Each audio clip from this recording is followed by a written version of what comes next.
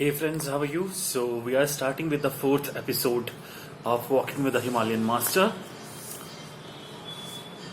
The sleek red Oldsmobile drove up on the ninth day of the ninth month at 9 a.m. The cherry The cheery face of Anne Elwood, a hefty, middle-aged, common-sensed woman, greeted me warmly from the driver's seat. I soon learned that she was the first chairperson of driver's seat. I soon learned that she was the first chairperson of the Himalayan Institute of Yoga Science and Philosophy of the USA, recently founded by Swami Rama.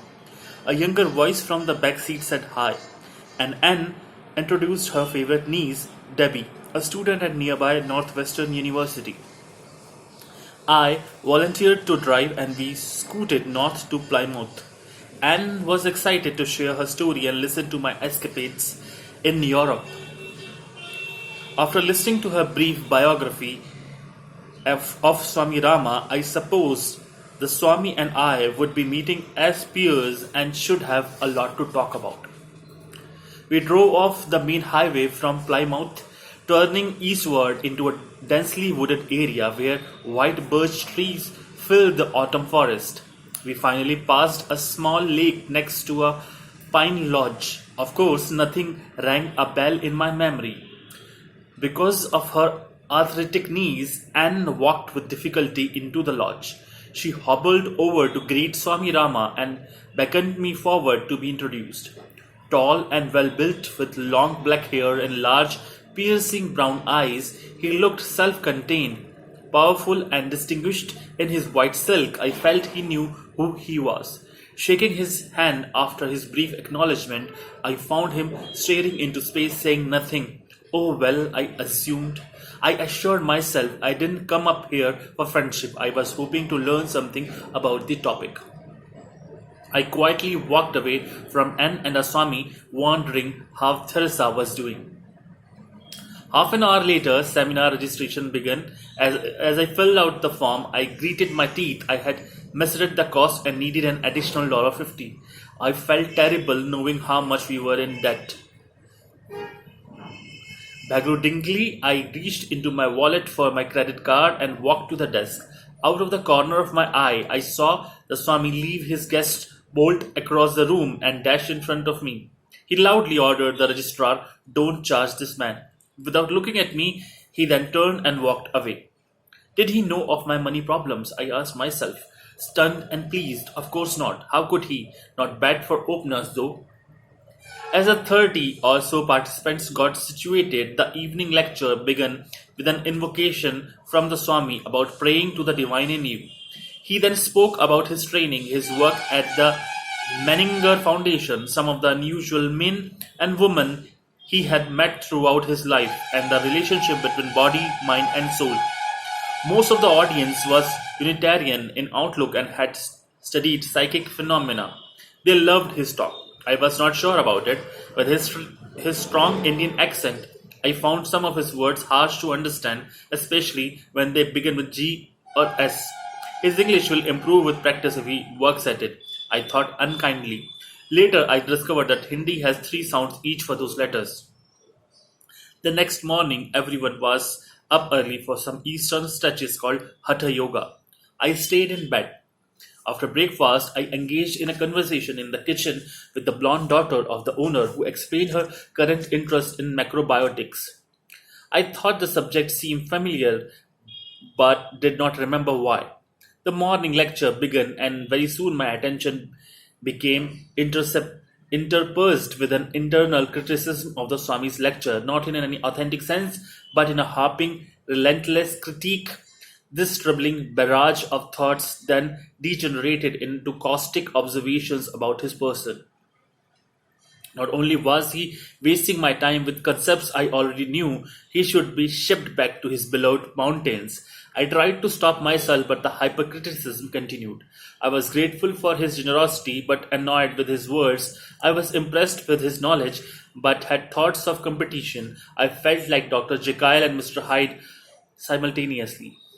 When the lecture was finally over, we went to lunch, and I confidently pointed out to my new acquaintances how trivial the lecture had been. They eyed one another and physically leaned away from me. Realizing how I must sound, I pushed my plate aside and left the room. Heading for the woods for 3 hours, I walked, feeling utterly confused, disgusted with myself, dreading another day. All my money was gone. Teresa was at home ill, and the seminar was a waste of time. If I had had a car, I would have been out of there. The late afternoon sessions met in a clearing in the woods. I came upon the group just as it started chanting. That turned me off even more. But the fever of criticism had simmered down into listlessness. I didn't join the group. I just sat watching from the edge of the clearing. Dinner came and went, and we headed back into the large room for the Saturday night lecture. I felt depleted and ashamed of my internal treatment of the Swami, so I sat unobtrusively off to the side facing his profile. He began his lecture slowly. He seemed more serious than in his previous talks, but it didn't matter. I was just putting in time.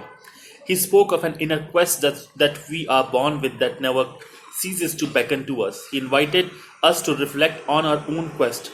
He said that in the midst of the most trying and devastating circumstances or the most exhilarating accomplishments, our quest called to us to keep questioning the value of our current understanding of life. I listened intently.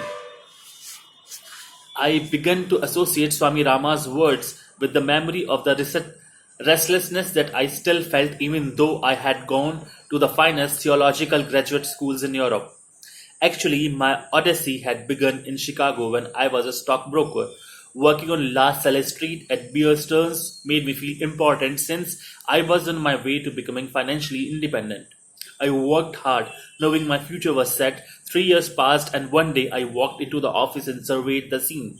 I noted that one colleague was recuperating from his third heart attack, another was getting his third divorce, 6 others were using tranquilizers like potato chips, and everyone was heading to the bar daily to forget about their trades. I wondered what malfunction I would acquire over the years. It hit me in a flash that this struggle was not worth it. I resigned the following week and chose the next obviously logical step in my evolution. I joined a monastery.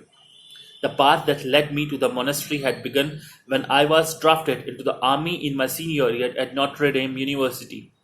I joined the 82nd Airborne Infantry and pondered ideas about the perennial philosophy as I jumped out of planes and went on maneuvers.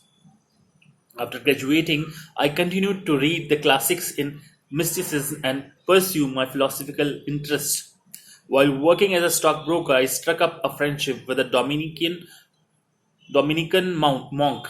He was teaching Western philosophy at nearby DePaul University and had invited me to his evening classes after the stock market closed. His warmth as a person was equal to his brilliance in the classroom. Besides, he practiced his strong Irish baritone in the neighborhood bars we frequented. Meeting him only kindled my thirst to explore the theological and philosophical realms further. Thomas Aquinas, the famous medieval monk, philosopher, theologian, and mystic, became a regular topic of discussion between us. At the same time, the more regular topic of discussion between us and I read and discussed, the more my appetite grew for experiencing the real thing. I didn't want to spend my life window shopping among the writings. If those men and women could do it, why couldn't I? Get thee to a convent, O'Brien, became a periodic command from deep inside. I knew something was missing in my life, but I couldn't articulate it. I told no one. All of us, the Swami continued in his lecture, are on a journey to self discovery. The events of life, the setbacks as well as the bonuses, are challenging us to know and love truth at ever deeper levels so that we can dispel the ignorance that blights our lives and prevents us from knowing what divine freedom is all about. The body must be kept well, but it is nothing before the greatness of the human spirit, which uses that body. Beginning with your parents, people are your teachers. Then, as you are led into life's experiences, you will meet other teachers. Sometimes, in the most unlikely ways, I thought as I finished his sentence in my mind. When I told my Dominican friend of my resignation from the market trade and my application to his order of preachers, he was delighted and told me that he had hoped I would enter but hadn't wanted to influence my decision. I applied to his Midwest province and was politely turned down. The policy was not to accept a man from a divorced family. From the experience, these applicants proved too emotionally unstable and also could possibly be a cause of embarrassment to pious parishioners who would object to a priest raised from that kind of background. All my childhood, the divorce of my parents had been a terrible burden. My parents had given me up to my grandparents when I was 2 years old. They had been too young to be successfully married. My Protestant grandmother sent me to Catholic schools in deference to my Catholic grandmother, but the nuns always referred to me as that divorced child, the only one in the entire school. The Western province evaluated me differently, and so I headed out to the Dominican order in Oakland, California. My classmates entered the monastery for multiple reasons. Some wanted the priesthood in a monastic format, others were attracted to the medieval tradition itself. Many found life in community appealing, the uppermost motive for me. I wanted to become a mystic. I wanted to explore the inner galaxies of consciousness, visit the spirit world, communicate with the saints, be located and challenge evil forces.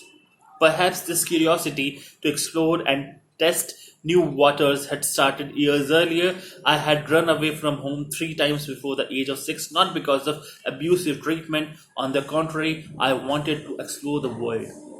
I patiently explained to the policeman who found me near the railroad tracks 2 miles from home if his overbearing presence looming above had not scared the daylights out of me. His thundering threat that the next time he would lock me up in a room for years did the trick. Frustrated in my traveling itinerary, I next discovered Saturday action serials at the neighborhood movie house. From week to week, I would fantasize about those invincible defenders of law and order, those men of steel whose exploits I diligently pursued.